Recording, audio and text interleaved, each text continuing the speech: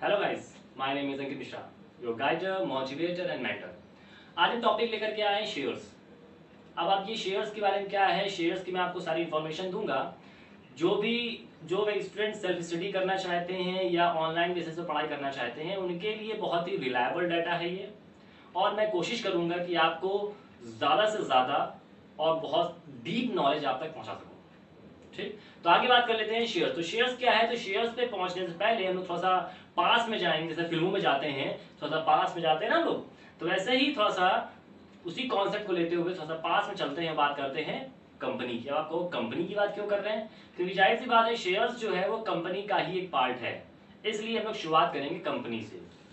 तो कंपनी क्या है, तो company according to Indian companies act 1956, इसकी बात हम लोग इसलिए कर रहे हैं क्योंकि कंपनी से रिलेटेड कोई भी इंफॉर्मेशन जो होती है वो इसी के अंडर में डिक्लेयर की जाती है। ठीक, तो सबसे पहले बात कर लेते हैं कंपनी। तो कंपनी क्या है, तो company according to section 311 of Indian companies act 1956, तो कंपनी क्या है, तो आप देख लोगे बोर्ड पर आपके लिखा होगा, company is an artificial person created by law with a fixed capital divisible into transferable shares with the perpetual section and a common seal। अब आप देख रहे होगे कि मैंने डेफिनेशन लिखी हुई है और उसके नीचे मैंने अंडरलाइन किया हुआ है। अंडरलाइन मैंने इसलिए किया हुआ है क्योंकि ये इंपॉर्टेंट टर्म्स हैं जो आपको एज अ फीचर्स के तौर पर भी आपको एक्सप्लेन करने पड़ेंगे, क्योंकि यही डेफिनेशन ही, इन्हीं के जो पॉइंट्स हैं यही फीचर्स बन जाते हैं। ठीक, तो अब इसको एक्सप्लेन करते हुए मैं आपको फीचर्स और डेफिनेशन दोनों क्लियर करवा देता हूं। तो सबसे पहले बात कर लेते हैं आर्टिफिशियल पर्सन। तो कंपनी एक आर्टिफिशियल पर्सन है, क्योंकि आप जाहिर सी बात आप जानते हो कि कंपनी कोई लिविंग थिंग नहीं है, वो नॉन लिविंग थिंग है, क्योंकि वो एक किसी पर्सन के थ्रू चलाई जा रही है। ठीक है ना, और आप जानते हो कि दोनों की एग्जिस्टेंस अलग अलग होती है। ठीक, तो company is an artificial person, एक आर्टिफिशियल चीज है। फिर बात करते हैं क्रिएटेड बाय लॉ, जो लॉ के थ्रू बनाई गई है, क्योंकि लॉ की अथॉरिटी और लॉ की परमिशन से ही बनी हुई है। फिर बात करते हैं विद द फिक्स कैपिटल, क्योंकि आप जानते हो कि कोई भी कंपनी होती है विदाउट मनी नहीं स्टैब्लिश होती है। ठीक है, इसलिए वो कह रहा है कि विद द फिक्स कैपिटल। फिर कह रहा है डिविजिबल इनटू ट्रांसफरेबल शेयर्स। तो जाहिर सी बात है, हम आपको बताना चाहते हैं कि हम टॉपिक जो चैप्टर की बात कर रहे हैं वो टॉपिक है हम लोगों का कौन सा, शेयर्स। तो उसी बात करना है कि कैपिटल को डिफरेंट पार्ट्स में डिवाइड कर देना शेयर्स कहलाता है, और उन शेयर्स को हम दूसरे पर्सन को ट्रांसफर कर देते हैं। ठीक, तो उसी चीज को यहाँ पर डिविजिबल इनटू ट्रांसफरेबल शेयर्स कहा गया है। फिर बात करते हैं विद द परपेचुअल सक्सेशन। अब परपेचुअल सक्सेशन का मतलब क्या होता है, सक्सीड करना। मींस जो कंपनी की अपनी अपनी खुद की एक एक्सपायरी डेट भी होती है और लाइफ टाइम होता है कि कितने साल तक चलेगा। तो मोस्टली कंपनीज यही चाहती हैं कि हमारी कंपनीज आगे से आगे चलती रहे, टाइम टू टाइम आगे बढ़ती रहे। उसी को कहा गया है perpetual succession, means time to time वो आगे बढ़ती रहे। ठीक है, फिर कह रहा है एंड द कॉमन सील, जिस पर कॉमन सील के मतलब आप जानते हो कि मोहर लगना। तो जाहिर सी बात है कंपनी के वो सारे डॉक्यूमेंट्स जो कंपनी से रिलेटेड है, उसके इनकॉर्पोरेशन से रिलेटेड है, उसके कैपिटल सब्सक्रिप्शन से रिलेटेड है, प्रमोशन से रिलेटेड है, तो ये सारी चीजों से रिलेटेड पर जब गवर्नमेंट अपनी मुहर लगा देती है उसे कहते हैं कॉमन सील। तो ये है पूरी कंपनी की डेफिनेशन और कंपनी के फीचर्स। क्लियर हो गया। अब आगे बात कर लेते हैं कि कंपनी के काइंड्स क्या हैं। तो जाहिर सी बात है कंपनी बहुत तरीके की होती हैं, लेकिन यहाँ पर कैटेगराइज किया गया है तीन तरीके से। पहला है हमारा इनकॉर्पोरेशन, दूसरा है लायबिलिटी, तीसरा है ट्रांसफरेबिलिटी ऑफ द शेयर्स। तो यहाँ पर इनकॉर्पोरेशन मतलब होता है रजिस्ट्रेशन करना। तो रजिस्ट्रेशन करने मतलब क्या है कि कुछ रजिस्टर्ड बेसिस पर जो सारे काम होते हैं वो यहाँ पर कैटेगराइज किए गए हैं। लायबिलिटी मतलब क्या है कि कोई कंपनी होती है, उनकी कितनी लायबिलिटी है। तो कुछ कंपनी लायबिलिटी बेसिस पर होती हैं, कुछ अनलिमिटेड लायबिलिटी होती है और कुछ की गारंटी बेसिस पर होती है। ठीक सॉरी। उसके बाद बात करते हैं कि ट्रांसफरेबिलिटी ऑफ द शेयर्स। तो ट्रांसफरेबिलिटी ऑफ द शेयर्स का मतलब यहाँ पर क्या है कि वो शेयर्स जिनको हम ट्रांसफर कर सकते हैं। अब ट्रांसफर करने का मतलब यहाँ पर दो कंपनी से है, एक पब्लिक कंपनी और एक प्राइवेट कंपनी। ठीक, तो अब इन दोनों को लेते हुए हम लोग जो बात करेंगे, तो बात क्या करनी है कि इनका डिफरेंस देखते हैं। तो डिफरेंस क्या है पब्लिक कंपनी और प्राइवेट कंपनी में, तो डिफरेंशिएशन दिया गया है कि प्राइवेट कंपनी में मिनिमम 2 मेंबर्स होते हैं और मिनिमम 50 मेंबर्स होते हैं। उसके बाद पब्लिक कंपनी में 7 होते हैं मिनिमम और maximum unlimited according to shares, जितने शेयर होल्डर्स होते हैं। फिर बात कर लेते हैं कि प्राइवेट कंपनी में जो शेयर्स होते हैं वो नॉन ट्रांसफरेबल होते हैं, हम लोग ट्रांसफर नहीं कर सकते। अब ट्रांसफर क्यों नहीं कर सकते? क्योंकि प्राइवेट कंपनी के पास अथॉरिटी नहीं होती है कि अपने कंपनी के शेयर्स इश्यू कर सके। इसे यहाँ पर कहा गया है कि prohibits invitation to public to subscribe any shares and debentures. तो क्या है कि बिल्कुल मना होता है कि पब्लिक को आप ऑफर कर सको इशू, तभी जो शेयर्स है वो उनको इनवाइट कर सको आप परचेज करने के लिए। फिर क्या है, पब्लिक कंपनी में क्या होता है ये बता ही चुका हूं मैं। फिर क्या है, ट्रांसफरेबिलिटी, मतलब यहाँ पर शेयर्स को आप ट्रांसफर कर सकते हो एक शेयर होल्डर से दूसरे शेयर होल्डर में। फिर बात कर लेते हैं डायरेक्टर। तो यहाँ देखते हैं कि प्राइवेट कंपनी में 2 डायरेक्टर होते हैं और पब्लिक कंपनी में 3 डायरेक्टर होते हैं। ठीक है, अब यहाँ बात कर लेते हैं कि जो डायरेक्टर है उनका रिटायरमेंट पर्पज पे क्या बात होती है। तो याद रखना कि प्राइवेट कंपनी में कोई जरूरी नहीं है कि डायरेक्टर रिटायर हो, लेकिन पब्लिक कंपनी में 1/3 मतलब 3 में से कोई एक डायरेक्टर हर साल रिटायर होता है। ठीक, तो ये सारी चीजें थी जो डिफरेंशिएशन था दोनों के बीच में। लेकिन हम लोगों को बात करनी है शेयर्स से रिलेटेड, और जाहिर सी बात है मैंने अभी आपको बताया डिफरेंशिएशन में कि प्राइवेट कंपनी के पास कोई अथॉरिटी नहीं होती है कि वो पब्लिक को इश्यू कर सके शेयर, या पब्लिक को इनवाइट कर सके अपने कंपनी के शेयर्स खरीदने के लिए। ठीक, लेकिन पब्लिक कंपनी में अथॉरिटी होती है कि वो पब्लिक को इनवाइट कर सकती है अपनी कंपनी के शेयर्स खरीदने के लिए। ठीक, तो अब हम लोग यहां से आगे बढ़ेंगे शेयर्स को लेकर के।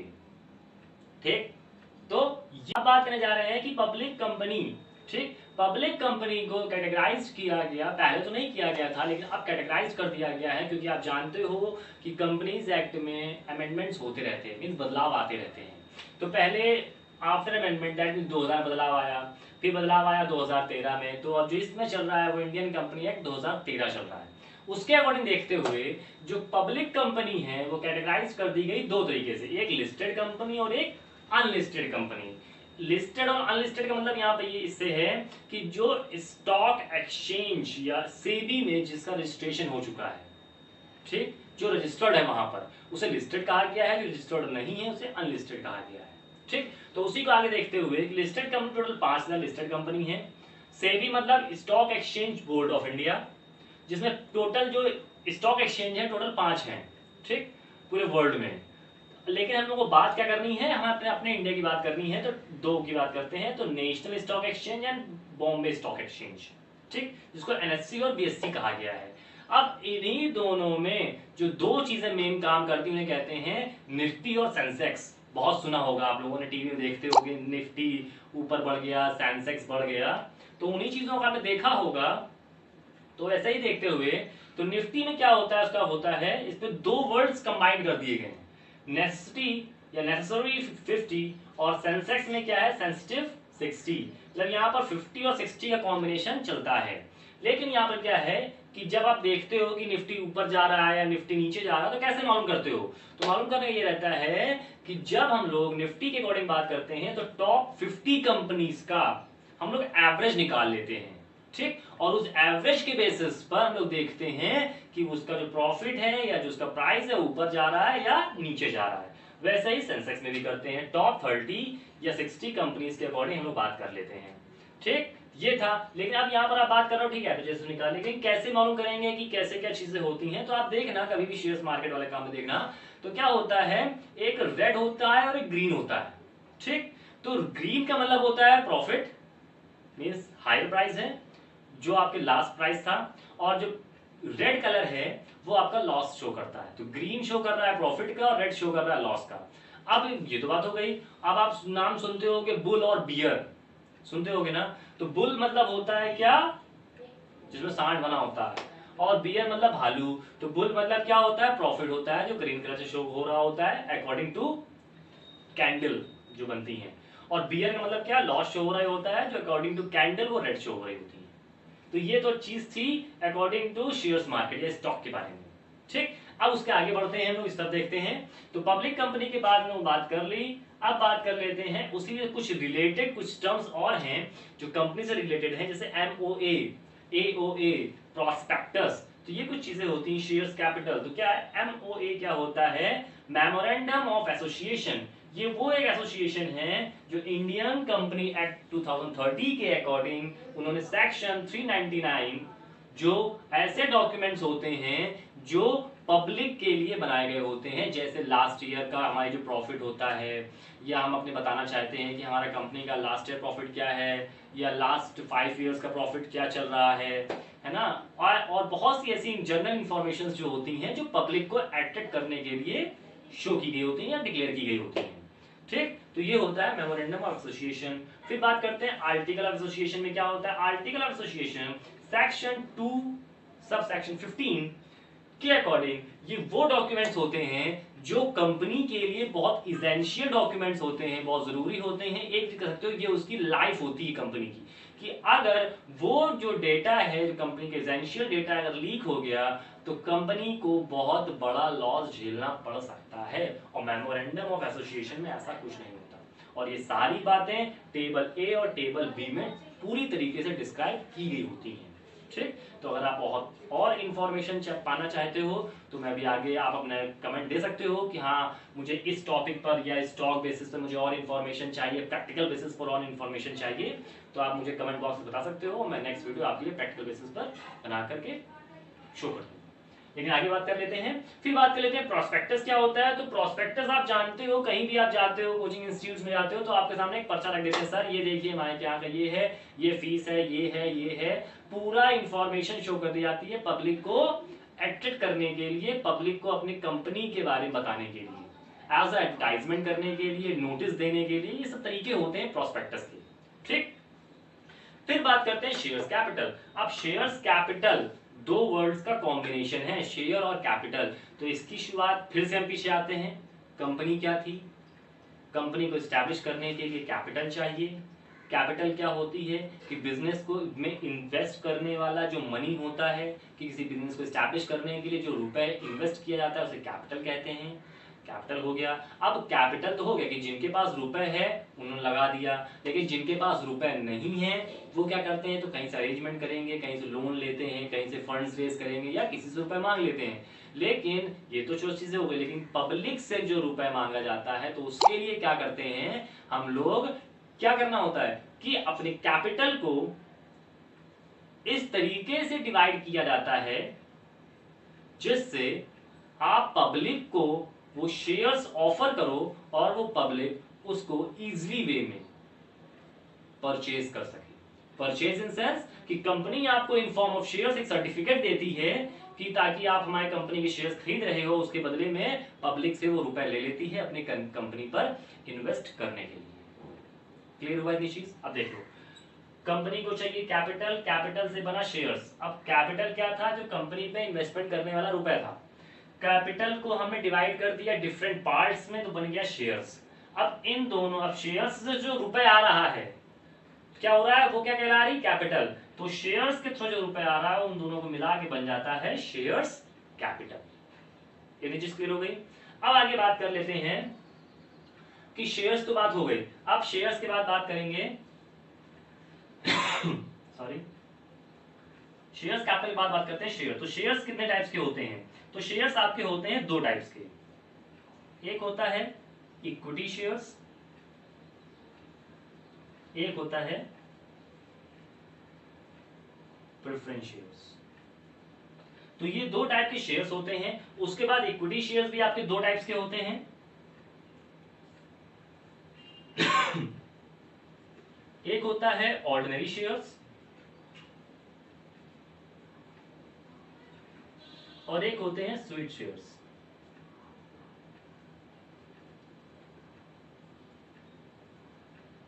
ठीक, तो इक्विटी शेयर्स आपके दो टाइप्स के होते हैं। प्रेफरेंस शेयर्स भी बहुत टाइप्स के होते हैं जिसके बारे में आगे बात करने जा रहे हैं। ठीक है, आगे तो हमने बात करी शेयर्स के बारे में बात कर रहे थे। तो शेयर्स में क्या बताया, मैंने बताया था कि कैपिटल से शेयर्स बना, शेयर्स का कॉम्बिनेशन बन गया शेयर्स कैपिटल। तो उसी को आगे लेते हुए बात कर लेते हैं कि शेयर्स क्या है। ठीक, तो शेयर्स क्या है, मैंने बताया कि shares capital of a company is divided into units. मतलब एक सिंगल यूनिट में जो हम लोग कैपिटल को डिवाइड कर देते हैं उसे शेयर्स कहते हैं। क्यों कर देते हैं? ताकि क्यों, जाहिर सी बात है कि जो पब्लिक है वो इकट्ठा तो अपनी कैपिटल को दे नहीं देगी, सबसे लेना पड़ेगा। तो हर एक इंडिविजुअल पर्सन से हमें किस अमाउंट को लेना है, कैसे लेना है, तो उस तरीके को, उस चीज को जो कंपनी का मैनेजमेंट डिपार्टमेंट होता है वो डिसाइड करता है, कंसीडर करता है कि क्या प्राइस रखना है उस चीज का और कैसे हमें पब्लिक से रुपए लेना है। ठीक, आगे बात कर लेते हैं कि जो प्रॉफिट होता है, याद रखना कि शेयर्स पे हमको डिविडेंड मिलता है। डिविडेंड मतलब प्रॉफिट होता है, लाभ होता है। तो प्रॉफिट को हम लोग इन शेयर्स की लैंग्वेज में डिविडेंड कहते हैं। ठीक है, अब आगे बात कर लेते हैं। शेयर्स हमारे दो टाइप्स के होते हैं, एक होता है इक्विटी शेयर्स और एक होता है प्रेफरेंस शेयर्स। ठीक है, अब यहां बात कर लेते हैं कि इक्विटी शेयर्स और प्रेफरेंस शेयर्स में डिफरेंस क्या होता है तो दोनों शेयर्स, लेकिन अब जाहिर सी बात है कि डिफरेंस उस चीज का होता है कि जिस व्यक्ति को ज्यादा इंपॉर्टेंस मिल रही होती है या उसने कुछ ऐसा कुछ काम किया है। तो यहां पर देख लो कि इक्विटी शेयर होल्डर और प्रेफरेंस शेयर होल्डर्स में शेयर होल्डर्स की मेंटालिटी पर मेन इफेक्ट पड़ता है। जैसे कि कुछ शेयर होल्डर होते हैं जो मालिकाना हक पाना चाहते हैं, कुछ व्यक्ति ऐसे होते हैं जो केवल मेंबरशिप करना चाहते हैं। जैसे एग्जांपल लेते हैं, कुछ व्यक्ति होते हैं जो केवल जॉब पर, अरे जॉब ठीक है, कुछ व्यक्ति ऐसे होते हैं कहते हैं नहीं बिजनेस ठीक है।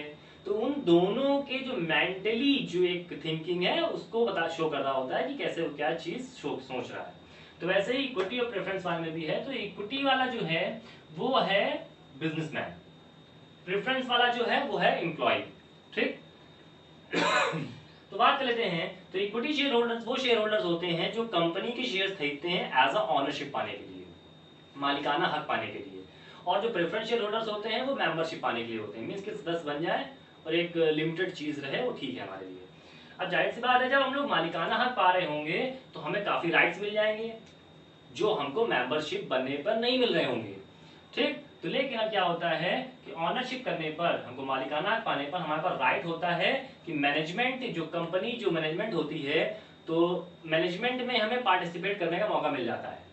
हमें अपने डिसीजंस बताने का कि हमने क्या डिसीजन लिया है जो कंपनी के लिए बेनिफिशियल हो सकते हैं, तो उसमें हमें राइट होता है कि पार्टिसिपेट हम वहां पे कर सकते हैं जो कंपनी के बेनिफिशियल हो सकता है, उसमें हम अपनी एडवाइस दे सकते हैं। बट प्रेफरेंस शेयर्स में ऐसा कोई राइट नहीं होता। अब जाहिर सी बात है कि जब हम पार्टिसिपेट कर रहे होंगे तो हमारे पास फुल राइट होता है कि किसी भी मैटर में हम बोल सकते हैं कंपनी के, बट प्रेफरेंस शेयर्स में ऐसा नहीं होता है। फिर बात कर लेते हैं, जाहिर सी बात है कि जब इक्विटी शेयर होल्डर्स हैं तो जब मालिकाना हक है तो रिस्क भी ज्यादा होगा, जब रिस्क ज्यादा होगा तो प्रॉफिट भी ज्यादा होगा। ठीक, तो वही चीजें हैं कि इक्विटी वाले में रिस्क ज्यादा होता है और इसमें प्रॉफिट भी ज्यादा होगा, और जब रिस्क कम होगा तो प्रॉफिट भी कम होगा। अब जब बात हो रही है प्रॉफिट की, तो प्रॉफिट क्या होता है कि प्रॉफिट ज्यादा होगा, कितना ज्यादा होगा पता नहीं। तो इक्विटी शेयर होल्डर्स वालों में कोई रेट ऑफ डिविडेंड फिक्स नहीं होता, मींस प्रॉफिट का कोई रेट फिक्स नहीं होता है, और प्रेफरेंस वाले में रेट फिक्स होता है पहले से कितना मिलेगा आपको। फिर बात करते हैं पेमेंट की, बात कर लेते हैं। तो इक्विटी वालों को सबसे एंड में पेमेंट की जाती है, क्योंकि जाहिर सी बात है मालिक है भैया, सबको पेमेंट देने के बाद ही हमको अपने पास रखना है। प्रेफरेंस शेयर होल्डर्स वाले क्या है कि भैया सदस्य हैं, इनको पहले पेमेंट करो, खत्म करो इनको। फिर बात कर लेते हैं कि जो इक्विटी शेयर होल्डर्स होते हैं वो अपने शेयर्स को कन्वर्ट कर सकते हैं प्रेफरेंस में भी और डिवेंचर्स में भी। आगे बात करेंगे प्रेफरेंस और डिवेंचर्स के बारे में। फिर यहाँ बात करते हैं नॉन कन्वर्टेबल। तो प्रेफरेंस शेयर होल्डर्स वालों के पास कोई भी चॉइस नहीं होती अपने शेयर्स को कन्वर्ट करने के लिए। लास्ट है कि इक्विटी शेयर्स वाले में जो शेयर्स होते हैं वो अपने शेयर्स री इश्यू करते हैं, ना कि रिडीम। रिडीम मतलब करना होता है सेल करना, री इश्यू मतलब क्या है कि वहां पर हम लोग दोबारा उसको री इश्यू कर रहे हैं। रिडीम्ड क्या होता है कि रिडीम में सेल करना, और री इश्यू मतलब एक मान लो कि इक्विटी शेयर होल्डर जो होते हैं वो री इश्यू करते हैं और जो प्रेफरेंस वाले होते हैं वो रिडीम करते हैं, मींस बेचते हैं अपने शेयर्स को। ये चीज क्लियर हो गई। तो ये था डिफरेंस इक्विटी शेयर्स और प्रेफरेंस शेयर्स के बीच में। अब थोड़ा सा एक बात करें, मैंने बताया था आपसे कि equity share holder, equity shares जो होते हैं दो टाइप्स के होते हैं, एक होता है ऑर्डिनरी, वो खुद ही एक इक्विटी होता है, और बात कर लेते हैं स्वीट शेयर्स। तो स्वीट शेयर्स क्या होते हैं? स्वीट शेयर्स वो शेयर्स होते हैं जो कंपनी अपने खुद के एम्प्लॉयज को या डायरेक्टर खुद अपने आप को कंपनी के शेयर्स खुद ही परचेज कर लेते हैं एट अ डिस्काउंट प्राइस पर। ठीक है, तो यही चीजें हैं। स्वीट शेयर्स में क्या होता है कि जो अपने खुद एम्प्लॉयज होते हैं, खुद की कंपनी के जो डायरेक्टर्स होते हैं, वो डिस्काउंट पर बाय कर लेते हैं, उसे कहते हैं स्वीट शेयर्स। क्लियर हुआ? एक टॉपिक और है जिसको हम लोग कहते हैं right shares, right issue of shares. तो राइट इश्यू ऑफ शेयर्स क्या होते हैं? ये वो शेयर्स होते हैं कि कंपनी पहले अपने कंपनी के एम्प्लॉयज को पहले पूछती है, या अपने जो शेयर होल्डर्स हैं पहले उनसे पूछती है कि पहले आपको शेयर्स चाहिए कि नहीं चाहिए। मीन्स जो एग्जिस्टिंग शेयर होल्डर्स होते हैं पहले उनसे पूछा जाता है कि आपको शेयर्स परचेज करने हैं। अगर वो परचेज कर रहे हैं तो ठीक है, नहीं परचेज कर रहे हैं देन फिर हम न्यू शेयर होल्डर्स को ऑफर करते हैं। तो जिसे हम लोग कहते हैं राइट इश्यू ऑफ शेयर्स। ये चीज क्लियर हो गई? तो ये जो टॉपिक था हमारा, ये टॉपिक था basic information of shares basis पर, दैट मींस थ्योरिकल बेसिस पर। जब हम लोग नेक्स्ट वीडियो बनाएंगे तो वो प्रैक्टिकल जो हम लोग क्वेश्चन सॉल्व करते हैं उसमें बहुत ऐसे टर्म्स आते हैं जो हमको थ्योरिकल बेसिस पर नहीं मालूम होते हैं, तो उनके बारे में बात करेंगे। तो नेक्स्ट वीडियो भी आपकी थ्योरिकल बेसिस पर रहेगी बट टोटली न्यूमेरिकल बेस्ड रहेगी, ताकि numerical based theory lecture. Clear हुआ? तो ये वीडियो भी तभी जो ये लेक्चर है ये भी इंपॉर्टेंट है आपके लिए, और जो नेक्स्ट मैं वीडियो बनाऊंगा वो भी थ्योरी बेस्ड रहेगी बट वो न्यूमेरिकल के तभी न्यूमेरिकल को लिंक करके मैं उनको थ्योरी बताऊंगा। और जो थर्ड वीडियो रहेगी उसमें मैं बताऊंगा टोटल न्यूमेरिकल कैसे होता है, और सबसे इंपॉर्टेंट चीज प्रोराटा। जो प्रोराटा वाले क्वेश्चन में बच्चे बहुत फंस जाते हैं कि कैसे सॉल्व करें, कैसे क्या, तो वो आपको बहुत ही सिंपलेस्ट तरीके से, बहुत ट्रिकी बेसिस पर मैं आपको बता दूंगा कि कैसे प्रोराटा का क्वेश्चन सॉल्व किया जाता है। और ग्रेजुएशन के स्टूडेंट्स के लिए मैं आप लोगों के लिए एक वीडियो बना दूंगा जिसमें ऑब्जेक्टिव टाइप क्वेश्चंस मैं आपको बताऊंगा कि कैसे क्वेश्चंस आप उसको सॉल्व कर सकते हो on the basis of this chapter. Clear हुआ? क्योंकि ये चैप्टर जो ये ग्रेजुएशन वालों के लिए बीकॉम थर्ड ईयर है वो कॉर्पोरेट अकाउंटिंग है, तो कॉर्पोरेट अकाउंटिंग वाले में ये क्या ऑब्जेक्टिव एग्जाम होगा, तो उनके लिए फिर मैं एक वीडियो बना दूंगा ऑब्जेक्टिव एग्जाम बेसिस पर। ठीक है?